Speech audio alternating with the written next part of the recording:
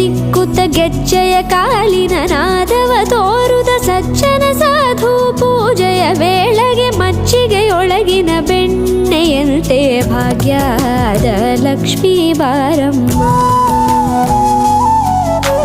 ಹೆಜ್ಜೆ ಮೇಲೊಂದೆಜ್ಜೆಯ ನಿಕ್ಕುತ ಗೆಜ್ಜೆಯ ಕಾಲಿನ ನಾದವ